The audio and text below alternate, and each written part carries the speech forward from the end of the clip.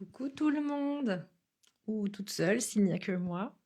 Alors, s'il y a des personnes qui sont connectées, je veux bien juste que vous me validiez si vous entendez bien mon son grâce au micro, parce que je me suis dit que je vais essayer de vous faire un bon son avec ce petit micro.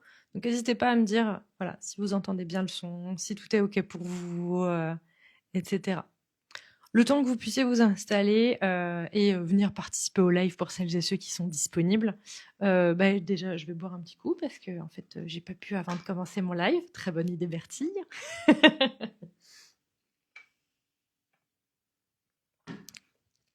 Donc voilà.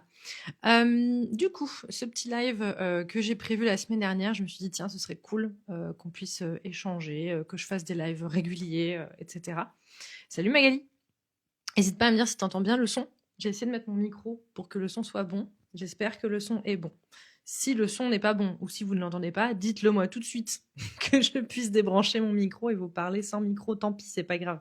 Mais dites-moi juste si le son est bon, si vous m'entendez. Parce que si vous m'entendez pas, ça va pas être pratique pour tout le live.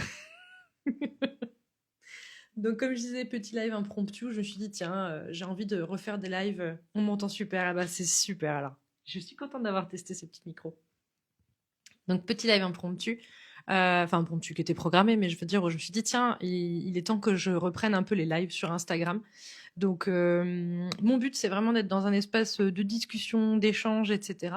Donc si vous avez des questions en rapport avec l'entrepreneuriat, en rapport avec vos posts, en rapport avec vos stratégies de com, en rapport avec les réseaux sociaux, c'est aussi un temps où je veux pouvoir vous apporter des réponses, échanger avec vous, discuter. Donc, n'hésitez surtout pas à me poser des questions si vous en avez. En attendant, moi, je vais discuter, vous laisser le temps de vous installer et de poser des questions si vous en avez.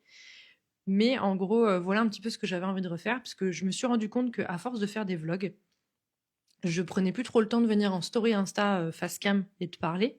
Parce que comme j'avais l'impression de déjà avoir dit les choses dans le vlog, je ne me voyais pas répéter la chose en story. Et avant, je faisais plus de live Instagram et j'aimais beaucoup ça, mais c'est vrai que j'ai un peu perdu le truc et je me suis dit, tiens, pour, entre guillemets, j'aime pas dire te forcer parce que je me force pas, mais vous comprenez, pour essayer de redéclencher le truc, je me dis, tiens, bah vas-y, mets-toi en live, impose-toi de faire un live, reprends cette routine-là pour pouvoir discuter, échanger, parler avec les gens et voir s'il y en a qui ont des questions, pouvoir les aider, les débloquer, s'il y a besoin, etc. Donc voilà un petit peu d'où vient cette idée, cette envie de faire du live, qui pour moi est un bon parallèle au vlog du coup, puisque on est sur des choses plus spécifiques si vous avez des questions, des choses comme ça. Donc vraiment, n'hésitez pas. Et déjà aussi, j'espère que, comme on est début avril, que votre premier trimestre s'est bien passé. Si c'est bien passé, tant mieux, continuez. Si c'est pas bien passé, vous inquiétez pas, ça va le faire. C'est moi le premier trimestre, il a été en fait, janvier était comme ça, février était comme ça jusqu'à fin février, puis c'est reparti comme ça pour mars. Donc, espérons qu'avril continue comme ça. Donc vraiment, voilà, n'ayez pas trop peur de ça. C'est jamais facile. Il y a des mois qui sont plus faciles que d'autres, il y a des années qui sont plus faciles que d'autres, etc. Donc j'espère que vous avez passé un bon premier trimestre. Je vous souhaite 3 prochains bons trimestres et plusieurs années évidemment positives. Mais voilà, n'hésitez pas à partager ça aussi en commentaire si vous voulez. Et moi personnellement, je vais aussi, enfin, en attendant qu'il y ait des petites correctes mais pas fou. Ouais, bah ouais. Correct, c'est déjà ça. C'est mieux que rien. Coucou Manon. Mais pas fou, ouais, ça je comprends. Moi, c'est en fait, je pense que je pourrais le dire la même chose. Correct, mais pas fou. C'est très bien résumé pour moi aussi. Un peu comme toi, mon premier trimestre, persévérance, c'est le maître mot. Exactement. Il faut vraiment persévérer, il faut prendre le temps.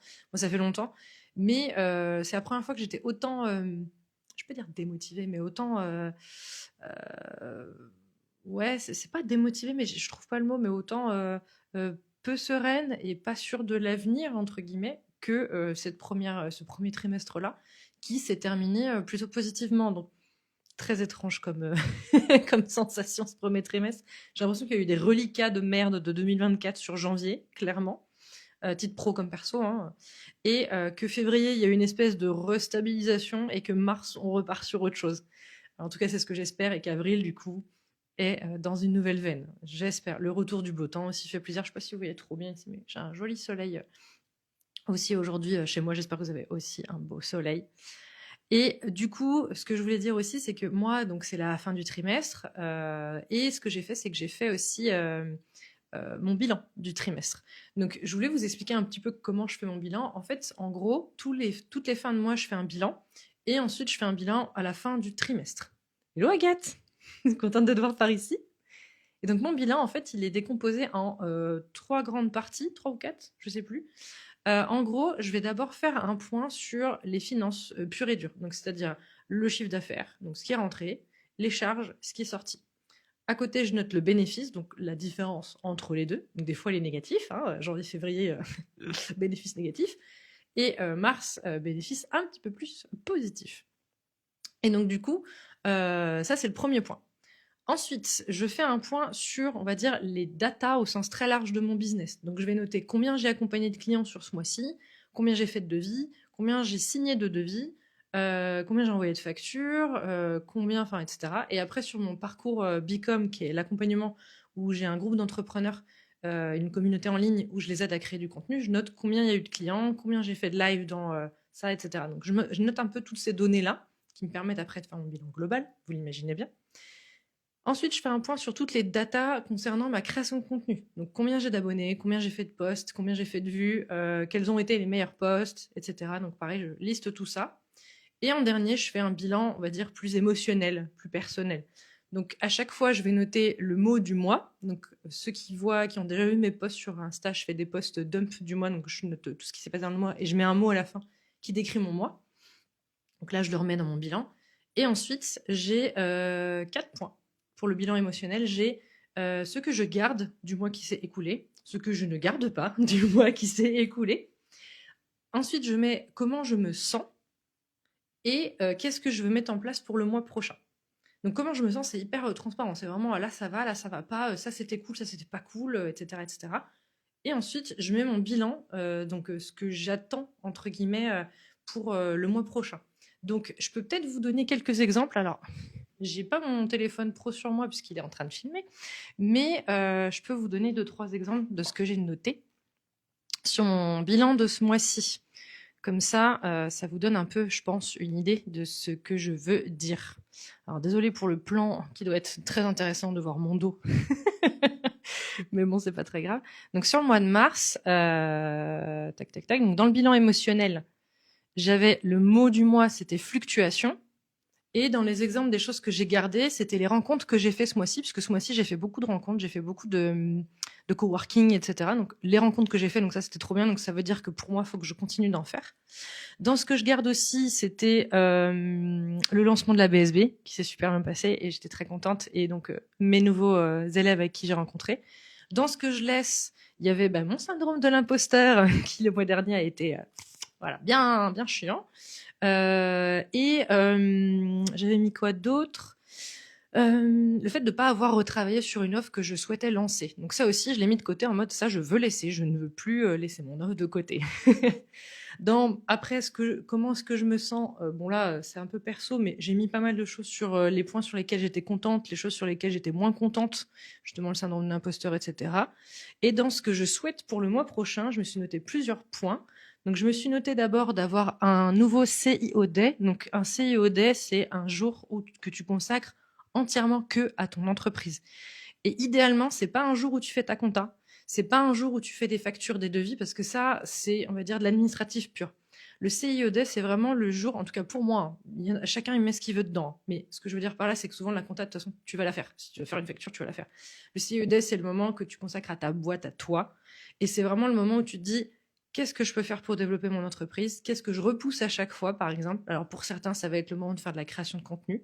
Pour d'autres, ça va être le moment de travailler sur leur nouvelle offre ou sur une offre qu'ils veulent lancer. Ça peut être faire le point sur des partenariats. Enfin bref, vous mettez ce que vous voulez en fait dans votre CIOD. Mais l'idéal, c'est d'essayer d'éviter le plus possible que votre CIOD soit en fait un jour où vous répondez à des mails et vous faites des factures et des devis. Parce que ça, de toute façon, vous devez le faire. Enfin, vous allez le faire et vous devez le faire pour faire tourner votre business, vous voyez. Donc, l'important, c'est aussi de se dire, de se garder un jour pour le reste, c'est-à-dire pour avancer dans votre entreprise, pour éviter de stagner. Ça ne veut pas dire que vous êtes obligé de toujours aller plus loin. C'est pas forcément ça le message, c'est juste un temps réservé pour vous et votre boîte, où vraiment vous dites, là, je travaille que sur ça. C'est-à-dire que, par exemple, moi, j'ai une nouvelle offre sur laquelle je veux travailler, là, que je suis en train d'essayer de lancer. C'est garder ce jour-là pour me dire, j'ai un jour sans contrainte, sans impératif, sans rendez-vous, sans visio, sans rien du tout. Limite, je peux être en pyjama chez moi si j'ai envie et bosser à fond là-dessus. Ou contacter des partenaires parce que je veux développer quelque chose. Ou, enfin voilà, vous voyez ce que je veux dire. Donc le CIED, ça pour moi c'était important. C'est un des points que je me suis noté pour le mois d'avril, du coup, pour conserver ça. Je me suis noté aussi donc de reprendre le travail sur mon offre, je vous en ai parlé. Je me suis noté également de reprendre de l'avance dans ma création de contenu parce que j'en ai pris pas mal en mars et là je commence à être au moment où voilà donc il faut que je reprenne de l'avance, donc je me suis noté fin mars pour avril pour reprendre de l'avance dans ma création de contenu. Reprendre le tracking de mon temps, alors ça ça quelle histoire. En gros, j'ai un outil que j'utilise, alors j'en ai testé plusieurs, il y a Toggle et Clockify qui sont les plus connus. Personnellement, donc j'avais testé Toggle, j'avais bien aimé, mais je sais pas, j'avais pas réussi à m'y faire. J'avais testé Clockify, je m'étais mieux astreinte à Clockify, mais au bout d'un moment, j'ai laissé tomber et c'est pas, enfin voilà. Donc là, je me suis dit, ok, début avril, 1er avril, tu t'y remets, tu traques ton temps, vraiment. Et en fait, je me suis rendu compte que pourquoi est-ce que j'arrivais plus à utiliser mon tracker de temps Clockify, c'est que j'étais tellement précise dans chaque tâche que je passais plus de temps à aller ranger les tâches dans à quoi elles correspondaient que vraiment traquer mon temps. Donc du coup, j'ai tout supprimé, j'ai tout remis à zéro et j'ai juste mis des tâches avec les clients. Et soit les clients, soit après des tâches pour moi. Donc j'avais admin, j'ai création de contenu, podcast, enfin voilà, ce genre de grands blocs, mais c'est tout. Pas détaillé, traitement des mails, envoi de factures, etc. J'ai juste mis admin. Parce qu'en fait, comme ça, je rentre le truc rapidement et je traque mon temps. Parce que ce qui m'intéresse, c'est pas forcément de savoir si j'ai mis 18 minutes ou 1h30 sur mes factures et 5 minutes ou 40 sur les mails. C'est qu'est-ce que j'ai fait en admin, moi en tout cas actuellement, dans ce que je souhaite traquer. C'est d'avoir une vue globale et de savoir aussi sur chaque client combien de temps je passe exactement. Donc sur les relances, sur les échanges, sur les discussions, sur la création de contenu pour ceux pour qui je crée du contenu, enfin voilà, etc. Donc ça, je me suis mis de retraquer mon temps et depuis mardi, du coup 1er avril, je m'y tiens. Je sais pas combien de temps, mais je m'y tiens. Donc j'espère que je vais continuer à m'y tenir pour avril. J'ai mis quoi aussi, donc faire d'autres séances de coworking, ce que je vous disais, et continuer à marcher. Parce que, alors, s'il y en a qui ont vu mon vlog de mars, qui est disponible donc sur ma chaîne YouTube, je me suis acheté un tapis de marche. Alors, vous verrez peut-être qu'il est là. Vous n'allez pas voir grand-chose, mais bref, je me suis acheté un tapis de marche et je marche quand je suis donc là avec mon bureau en mode debout, parce que là, vous voyez, je suis debout. Et du coup, ce qui est pratique, c'est que je peux marcher en travaillant. Donc, ça me permet quand même de bouger, même si je suis quelqu'un de très sédentaire à la base. Parce que même quand je vais donner des cours, en fait, je me suis rendu compte que je marche plus, mais je marche pas beaucoup plus parce qu'en fait, je prends la voiture pour aller jusqu'au centre de formation. Au centre de formation, je vais dans la classe, je reste pas statique, je bouge, mais je marche pas plus que ça. Le midi, je fais une pause, après je retourne en cours et après je rentre. Donc en fait, j'ai pas plus, enfin, je marche un peu plus, mais pas beaucoup plus. Donc ça, c'est important pour moi. Et dernier point que je me suis noté que je voulais maintenir en avril, c'est que me refaire des sessions de cuisine. Alors ça, c'est plus perso, honnêtement. Mais en mars, j'ai réussi à me faire une grosse session cuisine, chose que je n'avais pas fait depuis très très très longtemps, alors que j'adore cuisiner. Et ça m'a fait vachement de bien. Donc ça, je l'ai noté en mode, je veux refaire ça en avril. Donc c'est pour ça, moi je vous conseille d'essayer de vous faire un petit template comme ça, sur lequel vous prenez le temps à chaque fin de mois de faire le point sur tout ça. Donc pour rappel, moi ce que j'ai dans mon template, j'ai d'abord le bilan financier avec le chiffre d'affaires, les charges, les bénéfices. Ensuite, le bilan, on va dire, des datas des clients, donc nombre de clients, nombre de devis, nombre de propals, etc. Puis le bilan de la création de contenu, donc combien de posts, combien d'abonnés, lesquels ont fait le plus de vues, enfin voilà, faire un point là-dessus. Et ensuite, le bilan émotionnel avec mon mot du mois, ce que je garde, ce que je laisse, comment je me sens et ce que je souhaite pour le mois prochain. Donc ça, je pense que si vous n'avez pas ce genre de choses-là actuellement, je vous conseillerais vraiment de le mettre en place, ce serait super intéressant. Donc voilà. N'hésitez pas à poser vos questions pendant que je parle, parce que sinon je vais parler toute seule pendant une demi-heure. C'est pas forcément le but. Je suis aussi là pour répondre à vos questions. J'ai vu tout à l'heure qu'il y avait quelqu'un qui parlait de création de contenu dans les commentaires. C'était Onde Subtile qui disait perso, ma com est quasiment inexistante, besoin d'aide s'il te plaît. Ok, bah écoute, si tu es toujours là, n'hésite pas à me dire sur quoi enfin, si tu as une question un petit peu plus précise, que je puisse t'aider. Est-ce que c'est comment reprendre ta com? Est-ce que c'est quoi publier? Est-ce que c'est sur quel réseau aller? Que je puisse au moins t'orienter un petit peu plus. Peut-être le traquer sur un tableau Notion. Moi, c'est dans un Notion, hein, clairement. C'est dans un Notion. Actuellement, je l'ai pas mis en mode tracking, c'est-à-dire il n'y a pas c'est pas des données chiffrées, c'est-à-dire que vraiment je l'écris comme un texte. Par contre, le chiffre d'affaires, la charge et le bénéfice sont avec un tracker. Comme ça, moi, ça me donne un aperçu global et ça me permet de faire des graphiques après. C'est vrai que le reste, je pourrais faire aussi un tracker. J'ai voulu, en fait, parce que c'est la première année que je fais vraiment ça tous les mois. Enfin, ça fait que 3 mois, hein, mais c'est la première année que je m'y astreins vraiment chaque mois. Et pour commencer, j'ai d'abord voulu écrire parce que je me suis dit que le fait de vraiment le rédiger comme ça me permettait de mieux l'ancrer. Mais clairement, je pense que dans un tableur avec un tracker, etc., c'est une très très bonne idée, hein. Vraiment, Manon, faut le faire en fait du format que vous préférez. C'est-à-dire que si vous êtes plus à l'aise dans un Notion, dans un Google Sheet ou autre, faites là où vous êtes le plus à l'aise. Salut Marion, je suis contente de te voir. Donc, prenez l'outil qui vous convient le mieux pour faire votre bilan mensuel. Et donc, moi, chaque mois, je fais ça. Et à la fin, au bilan trimestriel, je reprends toutes ces informations-là, mais je les fais sur le trimestre. Donc, je fais tout ce que je vous ai dit, mais sur le trimestre. Écoute, Manon, ça va bien, il fait beau, ça fait du bien. Et c'est mon premier petit live depuis un bout de temps, donc ça fait plaisir. Tiens, il y a Manon et Marion qui discutent. Donc je ne sais pas si Onde Subtile est toujours là. Je pense qu'elle n'est plus là parce que je ne vois pas son message, enfin sa réponse par rapport à la question qu'elle avait tout à l'heure. Donc comme je disais, hein, si vous avez des questions, ça peut être sur tout et n'importe quoi, vous me les posez. Si j'ai la réponse, je vous la donne. Si je l'ai pas, j'essaie de vous donner une ressource qui pourrait peut-être vous aider. On ne sait jamais. Donc s'il y en a qui ont des questions sur comme je disais, les posts, est-ce que c'est bien d'avoir des hashtags ou pas, sur quel réseau ce serait le plus pertinent de se lancer selon telle ou telle activité, qu'est-ce qui serait bien, pas bien à faire, etc. Moi, je vous donnerai mon avis. Et comme ça, ça peut vous aider ou vous débloquer. C'est aussi le but de ces petits lives-là. Donc là, je vous ai surtout parlé de mon tracker, donc de mon tableau de tracking trimestriel, mensuel. Mais c'est un peu plus, on va dire, côté entrepreneuriat que côté com pur et dur. Mais je pense que dans tous les cas, c'est bien de l'avoir. Et puis surtout d'avoir un endroit où vous pouvez faire le point et revenir sur ce que vous avez vécu. Salut Alicia, salut Marie. Revenir sur ce que vous avez vécu sur le mois. Parce qu'en fait, des fois, imaginons que vous avez eu un très bon début de mois et qu'à la fin du mois, par contre, ça va pas trop. Quand vous allez faire votre bilan, c'est bien de remonter dès le début du mois pour voir tout ce que vous avez fait parce que sinon, vous êtes dans un mauvais mood et vous allez vous dire, le mois était pourri. Alors qu'en fait, le mois n'était pas forcément pourri. C'est juste que le mood dans lequel vous êtes au moment où vous rédigez, il n'est pas bon pour x, y raison. Mais du coup, ça peut être ça. Donc, revenir sur tout son mois et prendre le temps de remonter dans son agenda, de savoir ce qu'on a fait, etc., c'est toujours utile. Et de regarder ses anciens posts qu'on a postés, etc. Alors, YouTube était super régulier chez moi et d'un coup, j'ai une baisse. Apparemment, on serait plusieurs. Tu sais, s'il y a un changement d'algorithme. Alors, techniquement, j'ai pas d'infos exactes sur du changement d'algorithme ou ce genre de choses-là. Je sais juste que YouTube est en train de beaucoup développer la partie podcast. Donc là, c'est pareil, c'est en cours, c'est en train de. Donc, je sais qu'ils sont aussi beaucoup sur la partie podcast. Donc, si jamais il y en a parmi vous qui ont un podcast, ou enfin même un podcast vidéo, ou qui ont des vidéos qui peuvent s'adapter à un format podcast, sachez que sur YouTube, quand vous chargez vos vidéos, vous pouvez créer un onglet podcast et vous pouvez mettre vos vidéos dedans. En fait, après, ça va créer comme une playlist, si vous avez l'habitude de YouTube, où vous pouvez cocher après la vidéo, dire est-ce que je la mets là-dedans ou pas. Et donc moi, toutes les vidéos que je fais où je me dis, même si le visuel est plus sympa, mais que quelqu'un peut l'écouter, je coche podcast quand même. Donc ça le rajoute dans la playlist podcast et ça fait un petit peu ce point-là que YouTube est en train de développer en ce moment.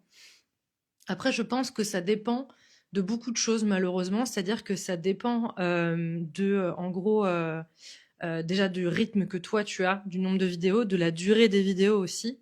Enfin voilà, il y a pas mal de petites choses par rapport à ça.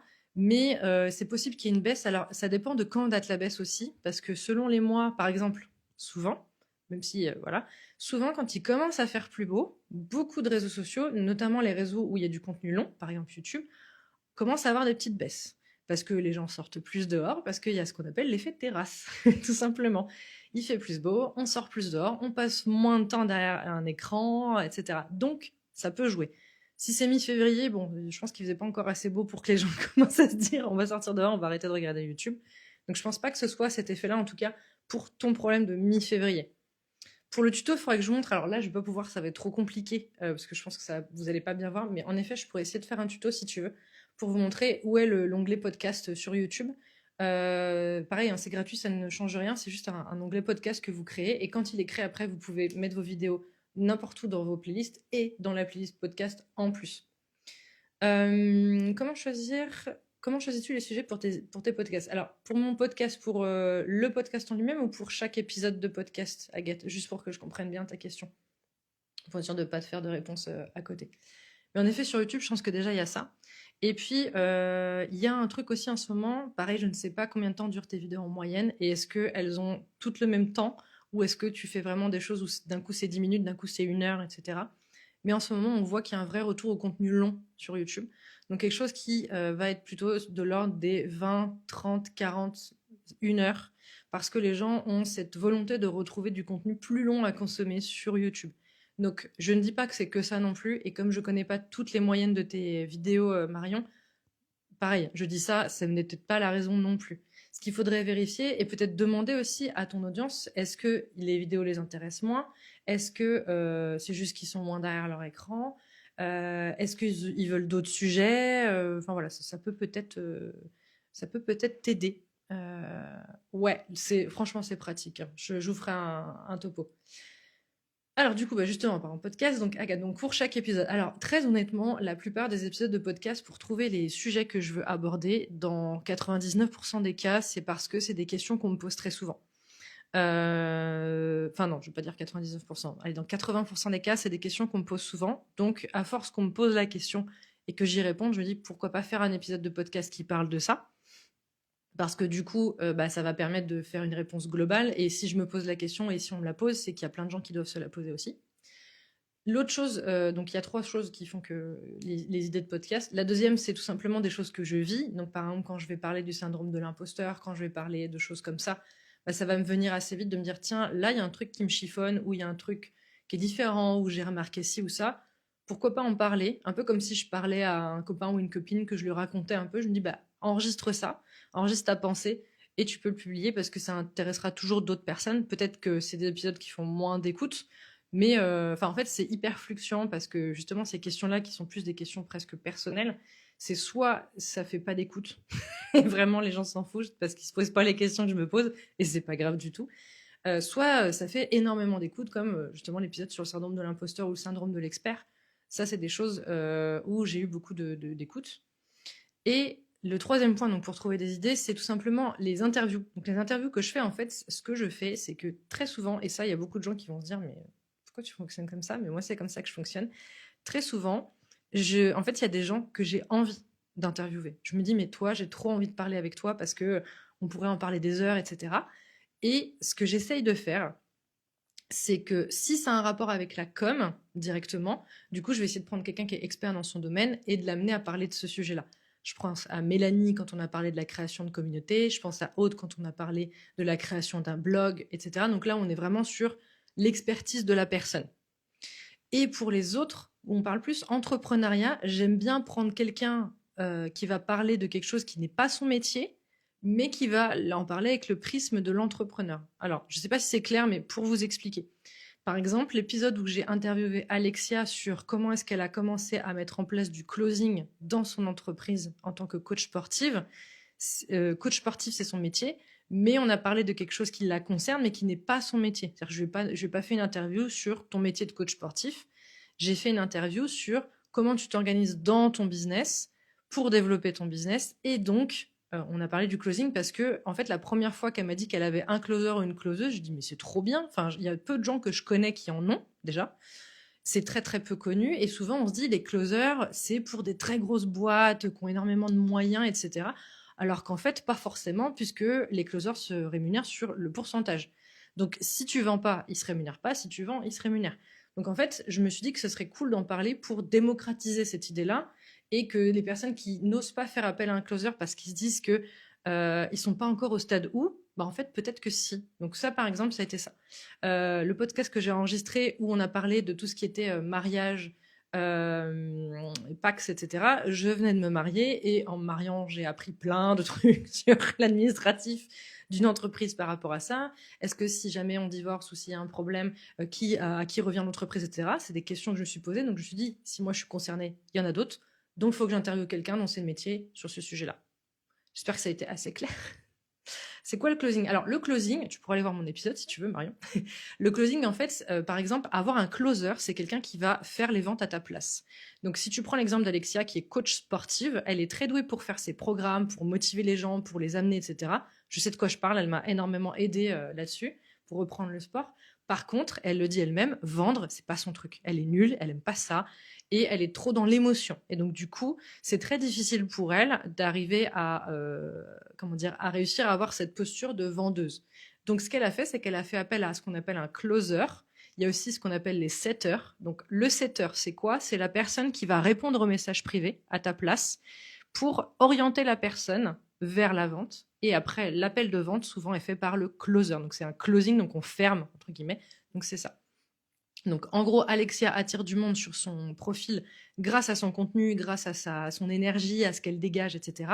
Si quelqu'un vient lui parler en privé, c'est son setter qui va commencer à poser des questions, voir si la personne est réellement intéressée, lui dire quelle est l'offre la plus intéressante pour elle selon ses problématiques. Puis, elle va, si la personne est OK d'aller plus loin, de faire un appel de vente, elle l'envoie vers le closer qui, lui, va faire l'appel de vente et va justement essayer de faire la vente. Toujours en restant, évidemment, respectueux. Voilà, il n'y a pas de souci là-dessus. Un closer n'est pas un marchand de tapis, on est d'accord. Mais le closer fait la vente, en fait, close à ta place quand tu n'es pas à l'aise avec ça. Et donc, du coup, ça peut être utile pour certaines personnes qui vraiment ne se sentent pas du tout à l'aise avec ça, même quand elles ont un excellent produit. Donc voilà. J'espère que c'était clair aussi comme, comme réponse, si c'était bon pour vous. Mais en effet, les épisodes, en fait, tout ce qui est podcast, je pense que c'est beaucoup des questions de.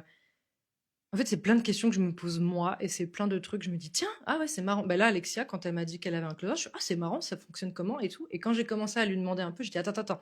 Plutôt que là, de te poser plein de questions, vas-y, je te les pose, on enregistre, et comme ça, moi, j'ai les réponses.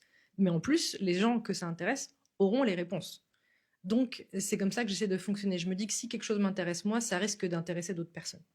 Voilà, en gros. Bisous, Marion. Donc, souvent, c'est ça. C'est des questions que je me pose moi ou qu'on me pose souvent et je m'en sers, en gros. Et il y a eu le moment où j'ai fait aussi les anecdotes. Alors, les anecdotes, pour ceux qui n'ont pas encore écouté les épisodes de podcast d'anecdotes, c'est par exemple, j'explique une anecdote particulière qui m'est arrivée en tant qu'entrepreneuse. Donc, par exemple, il y a eu la fois où une cliente a commencé à bosser avec moi et après a arrêté la prestation. Donc, j'explique comment ça s'est passé, pourquoi, comment je l'ai ressenti, etc. Là, c'est plus du retour d'expérience où je me dis, ça arrivera à plein de gens, en fait, d'avoir un client qui signe, qui paye la compte, machin, etc. Et qui, en fait, après, arrête de bosser décide d'arrêter de bosser avec nous. Et je me suis dit que ce serait bien de partager cette expérience-là pour que d'autres personnes à qui ça arrive se sentent moins seules déjà et aussi puissent peut-être réfléchir à pourquoi ça s'est passé, comment l'éviter la prochaine fois, etc. Salut Elodie. Donc ça, par exemple, ça a été ça. Il y a eu aussi l'expérience où c'est moi qui ai dit non à un client. Donc là, c'est pareil, je me dis que le nombre de personnes qui ont du mal à dire non à un client, on ne sait même plus. Enfin voilà, je pense que tout entrepreneur est confronté à ça un jour. Donc je me suis dit, autant, pareil, livrer un peu ce que j'avais en tête et du coup pouvoir en parler. Et il y a eu l'anecdote la plus folle aussi, qui est la fois où j'ai dû casser une vitre chez moi pour aller assister à un rendez-vous client. Donc ça, je n'en dirai pas plus. Pour celles et ceux qui sont curieux ou curieuses, je vous laisse aller écouter l'épisode de podcast parce que vraiment, il faut que vous compreniez. C'est trop long à expliquer. Mais j'ai déjà pété une vitre de chez moi pour pouvoir aller assister à un rendez-vous avec un client. Voilà, c'est tout. J'aimerais bien faire un épisode. T'aimerais bien en faire un pour lancer un podcast à toi ou enregistrer un épisode chez quelqu'un, que ce soit chez moi ou chez quelqu'un d'autre. Parce que si c'est le cas, faut pas que t'aies peur d'aller proposer aux gens des idées d'épisodes. En fait, moi, on m'a déjà démarché, entre guillemets, pour enregistrer des épisodes. Et moi, j'ai déjà aussi proposé à d'autres personnes d'aller enregistrer des épisodes chez eux. En disant, mais tiens, moi, j'ai cet angle-là par rapport à ton podcast et à ce que tu as l'habitude de communiquer. Je pense que ça pourrait être intéressant. La personne, après, elle te dit oui, elle te dit non. Mais au moins, tu peux tu peux justement aller dire aux gens, te proposer en fait. S'ils sont OK, tant mieux. S'ils sont pas OK, tant pis, c'est pas grave. Mais oui, moi, il y a 2-3 personnes qui sont venues me voir comme ça en me disant, tiens, on pourrait parler de ça. J'ai dit, OK, vas-y, c'est parti. Et pareil, moi, j'ai fait l'inverse dans l'autre sens aussi. Donc, si toi, en tout cas, tu as envie d'être invité quelque part, on va dire, pour prendre la parole, du coup, faut proposer aux gens, dire, voilà, arriver avec un concept, une idée, proposer. Et si par contre tu veux créer ton podcast à toi, là du coup l'idée c'est de te dire de quoi est-ce que tu pourrais parler des heures sans t'arrêter.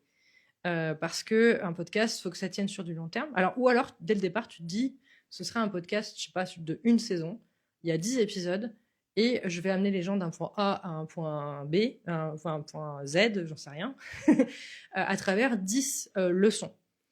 Mais c'est aussi une bonne idée, hein, c'est pas du tout un problème, mais ça dépend en fait de ce que tu as envie de faire en podcast. Si par contre tu veux quelque chose sur du long terme, que tu as envie de faire des épisodes sur du long terme, là il faut se dire de quoi est-ce que je peux parler sans jamais m'arrêter, en fait, sans un sujet que je kiffe. Et c'est pas forcément un sujet pro, hein, ça peut être un sujet perso. Chacun va avoir, il y a énormément de podcasts sur des sujets perso. Il y a Sego par exemple qui parle de manga. Enfin voilà, il y a plein de trucs comme ça. Donc là, c'est de se dire, est-ce qu'il y a des sujets sur lesquels tu te dis, je pourrais en parler des heures, parce que j'aime ça, parce que ça m'intéresse, et donc du coup, peut-être enregistrer des épisodes, créer ton podcast sur ce sujet-là. Ou alors, si tu te sens pas de le créer, aller proposer des sujets à des gens qui font des podcasts que tu apprécies. Ou aller fouiner des podcasts qui pourraient correspondre au sujet que toi, tu as envie d'enregistrer. Ça peut être ça aussi.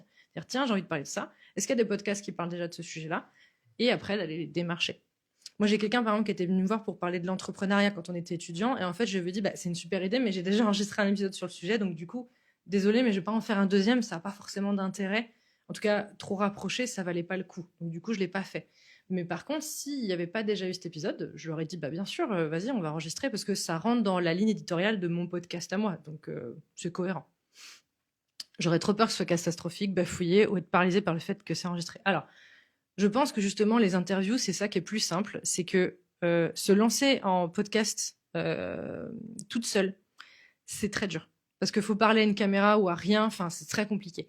Mes premiers épisodes de podcast, qu'est-ce que j'ai fait? J'ai repris les lives Instagram que j'avais fait où j'avais interviewé des entrepreneurs et je les ai passés en audio. Et donc c'était plus facile, plus pratique.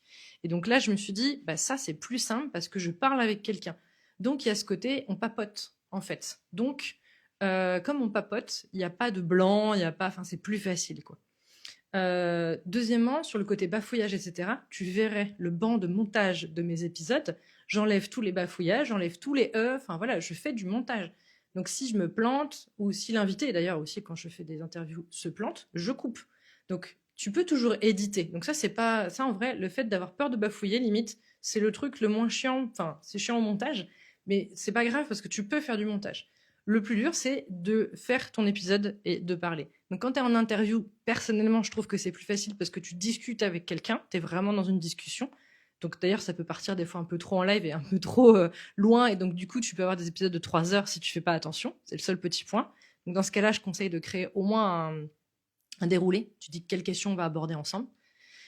Et quand tu enregistres seul, il y en a beaucoup qui le font, hein, sachez-le, il y en a qui scriptent leurs épisodes. Donc c'est-à-dire qu'ils rédigent le texte qu'ils vont lire et ils lisent leur texte. Évidemment, le but, c'est que ça ait pas l'air d'être trop lu, que quand même tu mettes un peu d'impulsion dans ta voix, etc., qu'on sente que c'est pas juste oui, alors bonjour, aujourd'hui on va parler de ça, donc ce sujet-là, nana. Évidemment, non, le but, c'est pas de faire ça. Donc, le but, c'est quand même que ce soit un peu plus toi. Mais tu peux scripter. Et il y a plein de gens qui scriptent entièrement leurs épisodes, c'est-à-dire vraiment tout est écrit et après, juste ils lisent. Ça demande plus de travail en amont, parce que du coup, faut vraiment travailler ton script de manière très précise si t'es pas à l'aise à partir en freestyle. Mais par contre, c'est tellement plus fluide et tellement plus, plus timé. Enfin, tu sais en fait combien de temps ça va durer, tu sais les impulsions, tu sais où parler. Moi, j'y arrive pas. Très honnêtement, j'ai essayé et c'est catastrophique. Les 2 fois où j'ai essayé, je vous dirai pas lesquels c'est, mais il y en a 2 que j'ai scripté, pas entièrement. Parce que déjà, j'ai eu du mal, mais en grande partie, j'ai détesté. Je suis pas à l'aise avec ce format-là parce que je pense que j'ai besoin de trop de partir. Voilà. Donc c'est pour ça. Mais il y en a beaucoup qui le font et il y a des très grands épisodes, des podcasteurs connus qui le font. Notamment, je sais que Claire Vitou du podcast Bye Bye Procrastination, une grande partie de ses épisodes sont scriptés parce qu'elle a pris le temps de les rédiger en amont, etc. Et d'ailleurs, quand vous regardez des vidéos YouTube, il y a énormément de vidéos YouTube qui sont également scriptées en amont. Plus ou moins, de manière plus ou moins précise. C'est-à-dire qu'il y en a, c'est des grandes lignes, et il y en a, c'est hyper précis, c'est exactement ce qu'ils vont lire, etc. Donc, il faut aussi vous dire qu'il n'y a pas une manière de faire du podcast, il n'y a pas une manière de faire de la vidéo, il n'y a pas une manière de créer du contenu de manière générale. Donc, c'est trouver celle qui vous correspond le plus à vous et avec laquelle vous êtes le plus à l'aise. Si vous êtes à l'aise avec du script, scriptez vos épisodes, c'est pas grave. Ça changera rien à la qualité, en fait. Et ça changera rien à la spontanéité. Ça reste spontané parce que ça vient de vous, en fait. C'est juste que vous avez besoin de sécurité et vous êtes plus à l'aise avec ce format-là, mais c'est pas grave du tout. Moi, je suis pas à l'aise parce que j'y arrive pas. Clairement, j'ai essayé et je suis admirative des gens qui arrivent à scripter et qui arrivent à suivre un script. Moi, c'est un gros problème, c'est que je n'arrive pas à suivre un script. Et pourtant, j'essaye, hein, mais j'y arrive pas. J'ai besoin de digresser, c'est ma manière de fonctionner. Mais si c'est pas la vôtre, adaptez-vous à votre manière de fonctionner, hein. Vraiment, n'ayez pas peur. Bon, j'espère que sur ce, ça vous aura été utile. Ça fait une petite demi-heure que je suis là. Je voulais pas rester trop longtemps pour pas non plus vous accaparer. En tout cas, merci d'avoir été présente à ce live. Je vais essayer d'en faire de manière plus régulière. Alors, je sais pas si je pourrais faire toutes les semaines, mais je me suis imposée d'en faire au moins un toutes les 2 semaines pour avoir un rendez-vous régulier et pour pouvoir aussi, si vous avez des questions, des choses sur lesquelles vous avez envie qu'on discute, vraiment n'hésitez pas, hein, venez m'en parler dans le live ou posez-moi des questions même en privé avant en me disant tiens, est-ce que tu pourrais en parler pendant le live? Allez-y, hein, il n'y a aucun problème, moi ce sera avec très très grand plaisir. Donc merci à celles et ceux qui étaient présents pendant ce live. Je vous fais des bisous et je vous dis à très vite pour un prochain live, ici. Salut!